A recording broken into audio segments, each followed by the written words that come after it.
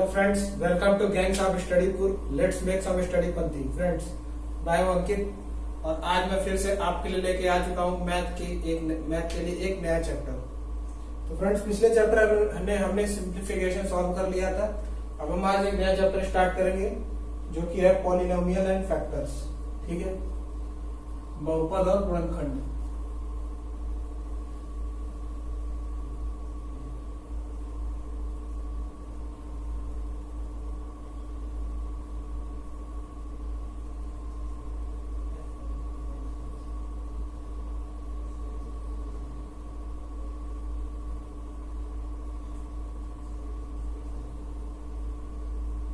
ठीक है फ्रेंड्स, तो हम स्टार्ट करते हैं अपना नया चैप्टर पॉलिनोमियल और गुणनखंड। जैसा कि आप देख रहे हैं कि इसमें दो चीजें हैं, दो फैक्टर, पॉलिनोमियल है, फैक्टर्स है। ठीक है, अब सबसे पहले हम पता करते हैं कि क्या है पॉलिनोमियल।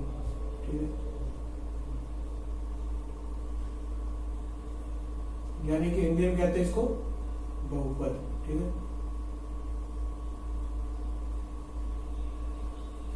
बहुपद मतलब अगर कोई एक चर वाला व्यंजक हो। ठीक है, अगर कोई एक चर वाला व्यंजक हो तो उसे हम क्या कहेंगे? बहुपद कहेंगे। जहां पे उसकी घातें क्या होनी चाहिए? पूर्णांक होनी चाहिए। एक चर वाले व्यंजक को बहुपद कहेंगे जिसकी घातें क्या होनी चाहिए? पूर्णांक होनी चाहिए। जैसे आप देखते हैं,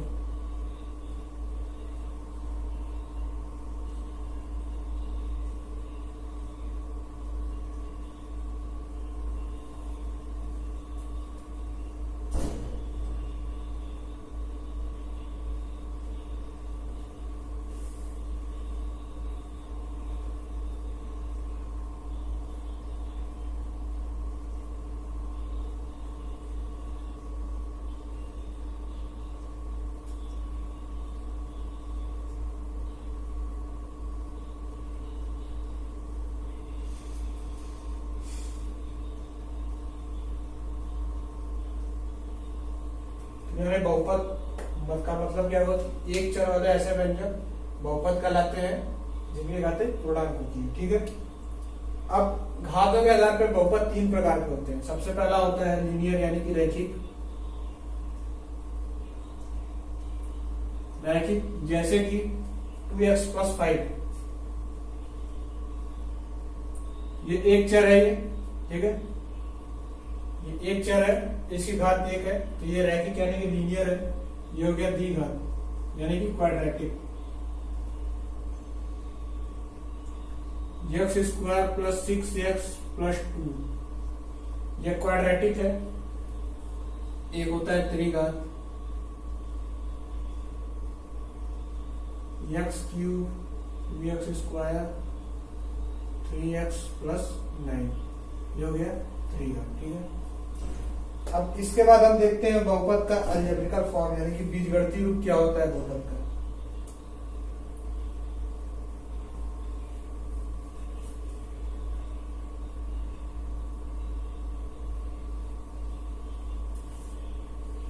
अब देख लेते हैं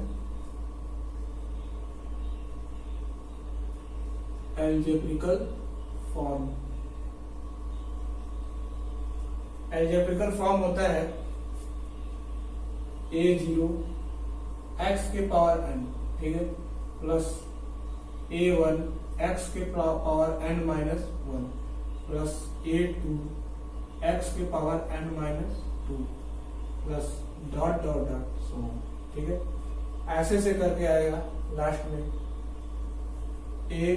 an-1 x प्लस an। ठीक है, जहां पे क्या होनी चाहिए? a0 a1 a2 an-1 an, ये सारे होने चाहिए हमारे रियल नंबर्स होने चाहिए। ठीक है,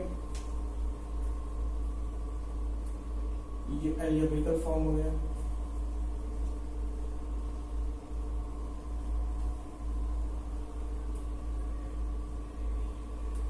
और n क्या होना चाहिए? नॉन निगेटिव इंटीजर होना चाहिए। ये तो हो गया हमारे रियल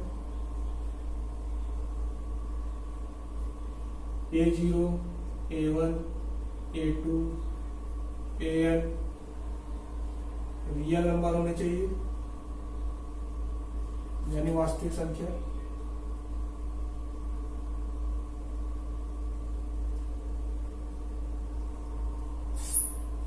उसके बाद n क्या होना चाहिए, नॉन निगेटिव इंटीजर।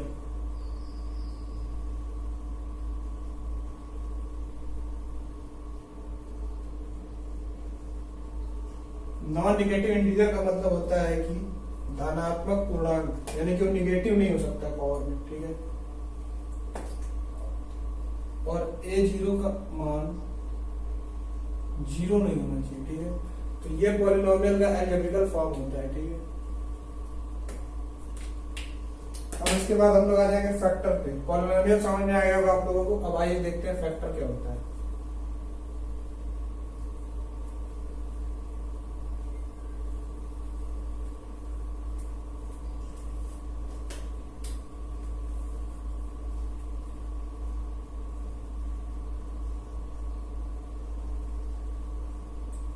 फैक्टर यानी कि गुणनखंड, ठीक है। तो गुणनखंड किसे कहते हैं, यदि कोई कॉम्प्लेक्स सा व्यंजक हो, बहुत बड़ा सा व्यंजक हो, तो उसके सरल पार्ट्स में तोड़ने को ही क्या कहते हैं, फैक्टराइजेशन यानी गुणनखंड करना कहते हैं। तो अगर कोई व्यंजक हो, उसको दो या दो से अधिक सरलतम रूपों में हम अगर डिवाइड करते हैं, तो जो डिवाइड किया हुआ पार्ट आएगा वो पहले में क्या कहलाएगा, गुणनखंड कहलाएगा, ठीक है। जैसे अगर हम 9x³ ले लेते हैं, ठीक है फ्रेंड्स, अगर हम इसको कॉम्प्लेक्स फॉर्म है, ठीक है, इसको सिंपलेस्ट फॉर्म में हम तोड़ते हैं, तो कैसे तोड़ेंगे, 3 into 3 into x into x into x, ठीक है। अगर ये कर दिया, तो ये हमने क्या किया है, ये इसको सिंपल फॉर्म में हमने लेके आया है। तो अब 3 क्या होगा, 3 9x³ का क्या होगा, गुणनखंड होगा। x क्या होगा, x 9x³ का एक गुणनखंड होगा, एक फैक्टर होगा, ठीक है। यहां तक समझ में आ गई बात। अब आइए कुछ फॉर्मूला है जो आपको पता होंगे, जैसे a+b का होल स्क्वायर, a-b का होल स्क्वायर, a² - b², ये सारे फॉर्मूलाज हैं जो कि आपको फैक्टराइजेशन को सॉल्व करने के लिए यूजफुल होंगे। तो ये फॉर्मूला आपको पता है, मैंने बता रहा हूँ इसलिए। एक तो फॉर्मूला जो कि इंपॉर्टेंट लग रहा है वो ये है, इफ फॉर्मूला लिखते हैं,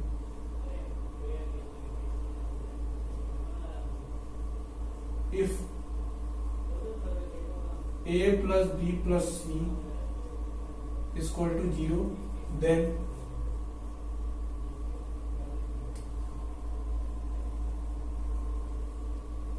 a³ plus b³ plus c³ is equal to 3abc, ठीक है। अगर a plus b plus c बराबर 0 होगा, तब a³ plus b³ plus c³ का मान 3abc के बराबर होगा, ठीक है। यहां तक समझ में आ रही है बात। ये फॉर्मूला है 1 नंबर में। अगला फॉर्मूला देख लेते हैं हम लोग। अगर a³ plus b³ plus c³ minus 3abc है, ठीक है, इसको कैसे लिख सकते हैं हम लोग, a plus b plus c, ठीक है, a plus b plus c, a² plus b² plus c² minus ab bc ca, ठीक है। एक फॉर्मूला और हो गया। यहीं से ये फॉर्मूला बना हुआ है। जैसे अगर इसको 0 कर देते हैं तो ये पूरा 0 हो जाएगा, और ये वाला पोर्शन इधर आ जाएगा, तो a³ plus b³ plus c³ equal to 0, 3ab, sorry, ठीक है। अब ये तो फॉर्मूलाज हो गए। अब आइए हम क्वेश्चन सॉल्व कर लेते हैं। सबसे पहले क्वेश्चन देखते हैं हम लोग।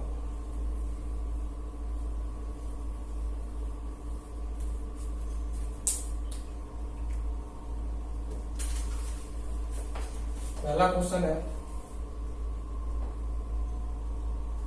यदि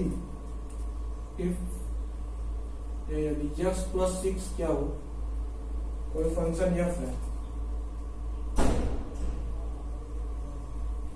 फंक्शन f इक्वल टू हो गया x³ plus 3x² plus 4x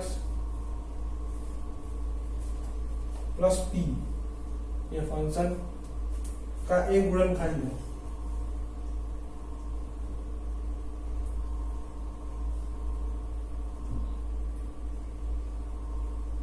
ठीक है। यदि ये एक गुणनखंड है तो p की वैल्यू बताइए, तो p की वैल्यू पता करनी है, ठीक है। मैंने गुणनखंड के बारे में क्या बताया था कि व्यंजक का सिंपलेस्ट फॉर्म होता है गुणनखंड, यानी कि अगर इसको हम इसके सिंपलेस्ट फॉर्म में अगर तोड़ते हैं तो ये एक प्राप्त होगा, ठीक है। पहले व्यंजक लिख लेते हैं f x cube plus 3x square plus 4x plus p। अगर ये इसका एक गुणनखंड होगा तो यानी ये इसको सेटिस्फाई करेगा। तो जब हम इसके इक्वल टू 0 ले लेते हैं और इसको लेते हैं x plus 6 equal to 0 equal to x minus x equal to -6। अब x इक्वल टू -6 रखने पे अगर ये 0 आ रहा है तब ये इसका गुणनखंड कहलाएगा, ठीक है। तो अब x की जगह पे हम -6 रख लेते हैं, -6 3 -6 square 4 into -6 plus p equal to 0 36 into -6 36 36 into 3 और ये 24 प्लस p। अब ये है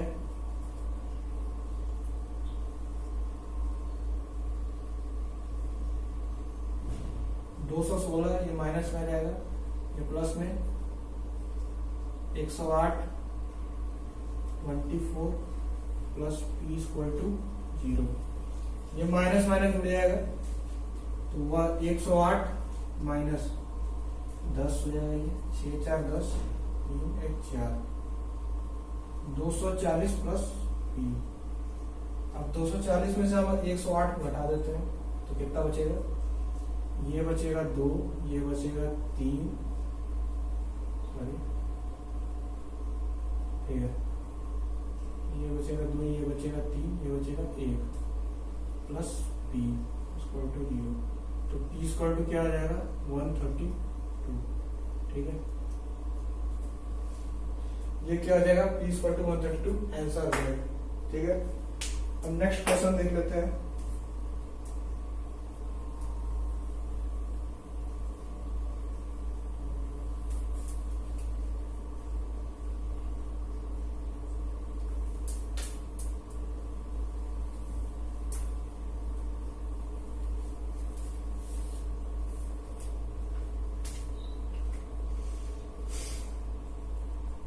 क्वेश्चन नंबर 2 है under root x upon 1 minus x plus under root 1 minus x upon x, ठीक है, इक्वल टू 2 से 1/6, यानी कि 2 से 1/6, ठीक। अब इसको सॉल्व करते हैं हम और यहाँ से हमको क्या करना है, एक्स की वैल्यू फाइंड करनी है, ठीक है। एक्स की वैल्यू फाइंड करने के लिए हम क्या करेंगे, इसको p मान लेंगे। इसको p अगर मान लेंगे तो ये 1/p हो जाएगा, क्योंकि ये इसका उल्टा है, ठीक है। तो अगर ये p है let p equal to under root x minus 1/x then 1/p क्या हो जाएगा,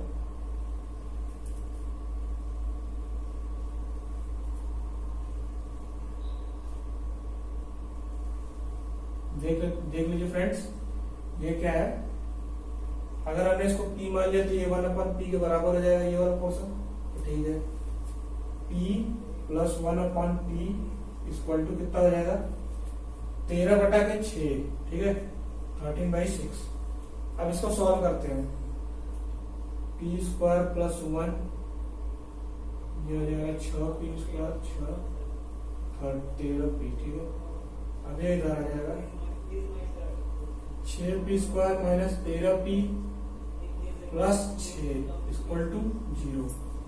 अब यहां से हम ये हमारा क्वाड्रेटिक इक्वेशन है, इस इक्वेशन को सॉल्व करके हम p की वैल्यू निकालेंगे, फाइंड करेंगे, ठीक। अब इस क्वाड्रेटिक इक्वेशन को सॉल्व करेंगे तो 6p square minus 9p minus 4p plus 6 equal to 0।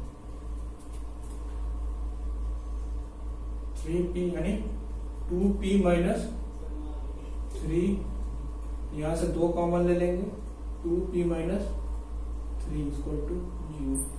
यानी कि अब जो कि p की वैल्यू आ रही है, ये 2p कॉमन हो जाएगा दोनों में से, बचेगा कितना 3p माइनस 2, ठीक है। यानी कि जो p की वैल्यू आ रही है वो आ रही है, एक तो 3/2, 3/2, और एक आ रही है p की वैल्यू 2/3, ठीक है।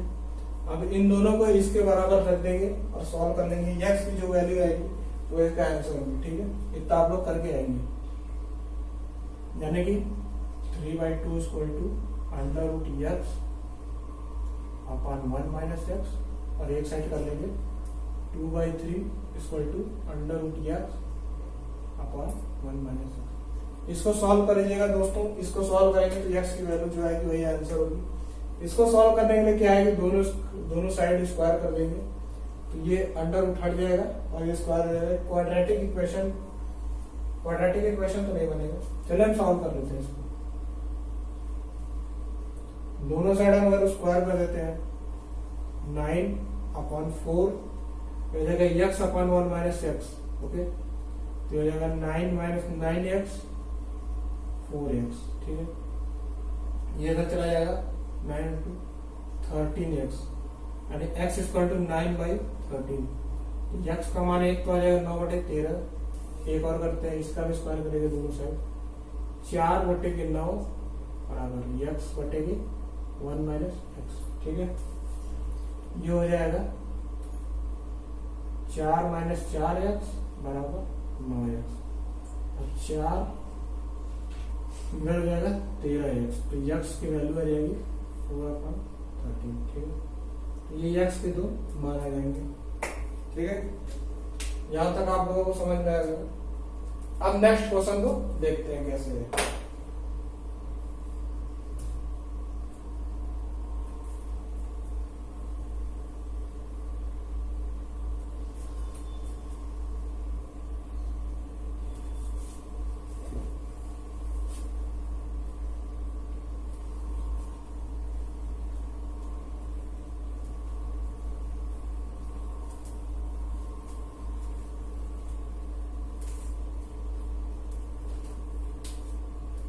हमें फाइंड करनी है value. Question number 3, x minus y का cube plus y minus z का cube plus z minus x का क्यूब। हमें इसकी वैल्यू फाइंड करनी है पूरे की, ठीक है। कैसे सॉल्व करेंगे, हमने एक फॉर्मूला पढ़ा था कि अगर a plus b plus c equal to 0 हो, a cube plus b cube plus c cube equal to 3abc, ठीक है। ये होता है। तो अगर यहाँ पे a plus b plus c equal to 0 आ रहा है तो ये 3abc इस रूल को फॉलो करेंगे, ठीक। देखते हैं सॉल्व करके। इनको मानते हैं a, इसको मानते हैं b, इसको मानते हैं c। Let x minus y equal to a, y minus z equal to b, z minus x equal to c। a plus b plus c करते हैं, ठीक है। a plus b plus c कर दिए, यानी कि x minus y plus y minus z plus z minus x. ये x इस x से कैंसिल हो रहा है, ये y इस y से, ये z इस z से, यानी इसकी वैल्यू 0 आएगी। यानी वो वाला formula a plus b plus c equal to 0 यदि then a cube plus b cube plus c cube equal to 3abc, ठीक है। यही वाला फॉर्मूला आ जाएगा। तो a cube b cube c cube 3abc, तो इसका आंसर कितना आएगा 3x minus y, y minus z and z minus x, ठीक है। इसका क्या होगा, आंसर आएगा, ठीक है। ये क्वेश्चन सॉल्व हो गया। अब हम नेक्स्ट क्वेश्चन की तरफ चलते हैं।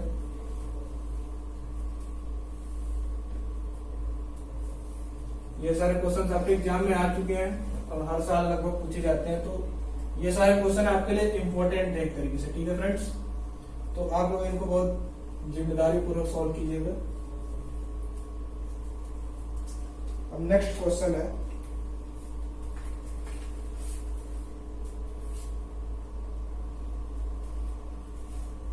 इफ x के power 4 minus px square plus q plus q, ठीक है, का गुणनखंड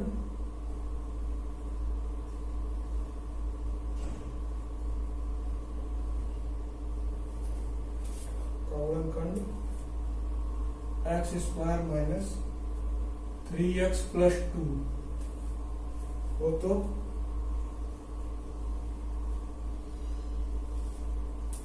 p प्लस क्यू का मान क्या होगा? p प्लस क्यू का मान क्या होगा? ठीक है,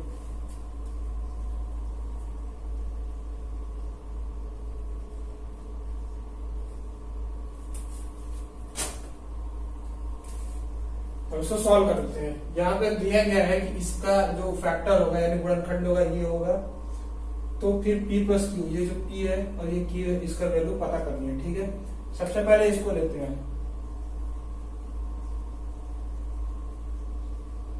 ये इसका गुणनखंड है। ठीक है, इसको सॉल्व कर लेते हैं।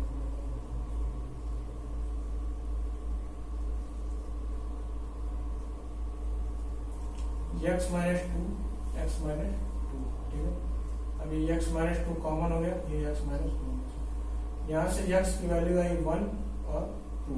ठीक है, यानी कि अगर ये इसका गुणनखंड है तो x बराबर 1 रखने पर और 2 रखने पे ये सेटिस्फाई हो रहा है, तो सबसे पहले हम x बराबर 1 पुट करेंगे। ठीक है, x बराबर 1 रखने पर ये 0 के बराबर होगा, x बराबर 1 रखने पर x का मान 1 minus 1 p plus q equal to 0। अब x बराबर 2 रखने पर कितना आएगा? 2 के power 4 minus p equal to 0। 2 के पावर 4 16, ये 4p plus q equal to 0। अब ये इक्वेशन 1 ले लेते हैं, ये इक्वेशन 2। ठीक है, अब इक्वेशन 1 और 2 लेने के बाद क्या करेंगे? इक्वेशन 1 माइनस 2 कर देंगे, इक्वेशन 1 माइनस इक्वेशन 2। ठीक है, यहां देखेंगे इक्वेशन 1 क्या है? 1 minus p plus p equal to 0, और ये है 16 माइनस 4p और प्लस q। ठीक है, हमने माइनस करना है, तो ये साइन चेंज हो जाएगा माइनस करने के लिए, प्लस माइनस, ये q से कैंसिल हो जाएगा, ये बचेगा minus 15 plus 3p equal to 0। ठीक है, अब ये 15 उधर चला जाएगा तो प्लस हो जाएगा 3p equal to 15, p equal to आ जाएगा 5। ठीक है, p की वैल्यू फाइंड हो गई। अब हम किसी भी क्वेश्चन में p की वैल्यू रखेंगे तो q की वैल्यू फाइंड हो जाएगी। इक्वेशन 1 में रखते हैं p की वैल्यू 5 प्लस q, ओके 0, तो माइनस 4 प्लस q, ठीक है 0, q इक्वल टू 4, ये क्या हो जाएगा? आंसर हो जाएगा। ठीक है, तो p की वैल्यू आ गई 5 और q की वैल्यू आ गई 4। ठीक है, तो ये हमारा एक क्वेश्चन था। नेक्स्ट क्वेश्चन देख लेते हैं।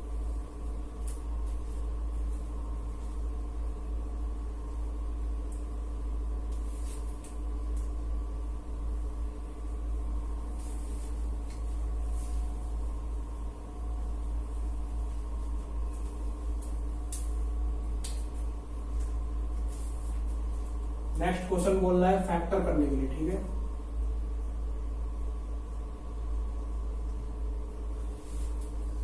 इक्वेशन है x³ plus 2x square minus 11x minus 12 equal to 0। ठीक है, तो x cube plus 2x square minus 11x minus 12, इसको हमको फैक्टर करना है, उसका आंसर लेके आना है। तो इसको फैक्टर करने के लिए हम क्या देखते हैं कि ये क्वाड्रेटिक इक्वेशन है, ये 3 घात की इक्वेशन है, तो यानी कि इसको हम सेशनल करने से हल करेंगे। तो अब इसमें हम ये देखते हैं कि x की कोई वैल्यू पुट करने पे इसका वैल्यू अगर 0 आ जाता है तो उसका एक गुणनखंड होगा। ठीक है, तो हम 1 रख के देख लेते हैं। 1 पे 0 नहीं आ रहा है, 2 पे भी नहीं आ रहा है। अगर हम इसको 3 रख के देख लेते हैं तो आता है, x इक्वल टू 3 पुट करना है इस इक्वेशन में। ठीक है, तो ये हो जाएगा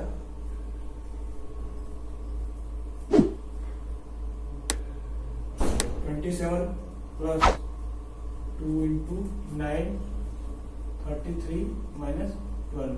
ठीक है, ये 27 प्लस 18 ये ऐड करेंगे 5 45, ये ऐड करेंगे 5 और ये 45, ये 0 हो जा रहा है, यानी कि ये इसका एक हल है। यानी कि ये x माइनस 3 क्या होगा, x माइनस 3 इसका एक गुणनखंड होगा। ठीक है, अब अगर x माइनस 3 इसका एक गुणनखंड यानी निकल गया, अगर इसमें से x माइनस 3 निकल गया तो अगर हम x माइनस 3 से इसको भाग दे दें तो जो बचेगा वो निकाल लेंगे और उसका गुणनखंड ले लेंगे तो आंसर आ जाएगा। तो हम यहाँ पे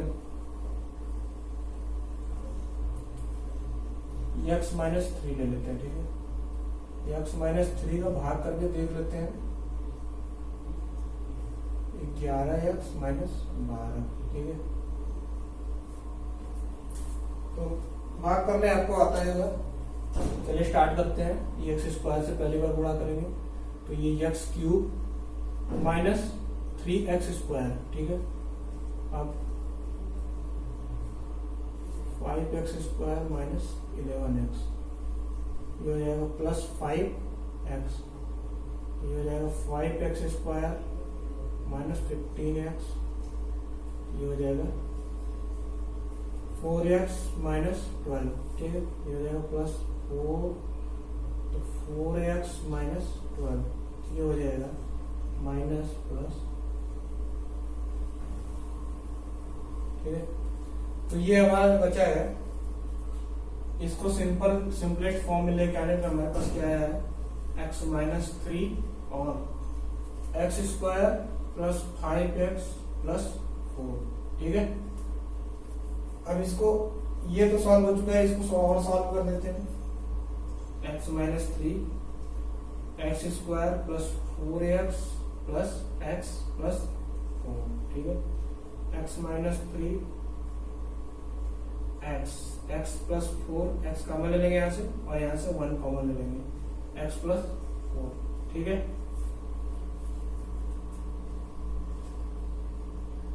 अब क्या बचेगा, x माइनस 3 x प्लस 4 और x प्लस 1। तो दोस्तों यही आपका क्या होगा, आंसर होगा। तो दोस्तों पॉलिनोमियल और फैक्टर से हमने बहुत सारे क्वेश्चन भी सॉल्व कर लिए हैं और उसका जो कॉन्सेप्ट था वो भी समझ लिया है। आपके पास जो भी बुक्स होगा, जो भी स्टडी मटेरियल होगा, उससे भी आप क्वेश्चन सॉल्व कीजिएगा और मुझे पूरी उम्मीद है कि आपको इससे बहुत ज्यादा हेल्प मिलेगी। तो दोस्तों ये पॉलिनोमियल और फैक्टर का चैप्टर आपका यहाँ पे खत्म हो चुका है। अब अगले क्लास में आपसे मिलेंगे नए चैप्टर के साथ। तब तक आप बने रहिएगा हमारे टीम ज्ञान साथ स्टडी ग्रुप के साथ। ठीक है फ्रेंड, थैंक यू।